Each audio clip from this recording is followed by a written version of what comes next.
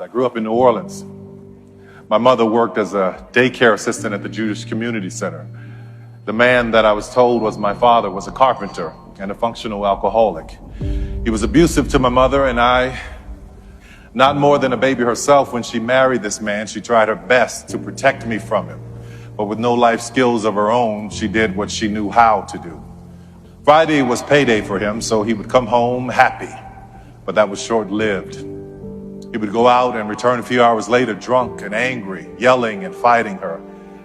As I look back over my life, there were many people that had a hand in shining light into my darkness when I was growing up.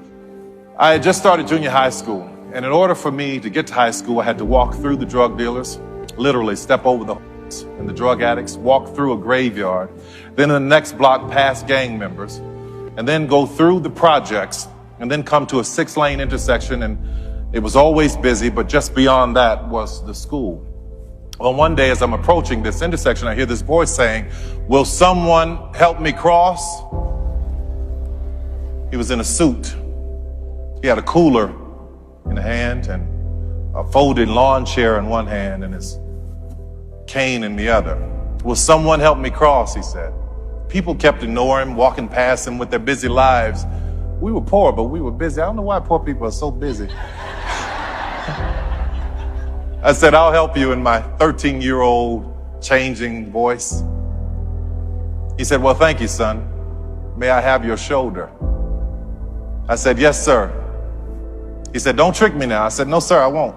We crossed the street. I asked him where he was going. He told me that he was going to my school to sell praline candies to the kids. So I helped him to the school, and he said thank you, and he told me that God would bless me for my kindness. He and I became friends. We took that walk every day. I came out of school one afternoon, and there he was sitting outside in that lawn chair selling praline candies, 25 cents. And I saw one of the kids try to buy candy, right? And they gave Mr. Butler $1, and they told him it was a $5 bill. I stepped in and I said, "Mr. Butler, this is a scam." Needless to say, I had a lot of enemies at that school, but it didn't matter. I was glad to do it. You see, Mr. Butler was one of the first men in my life to see me.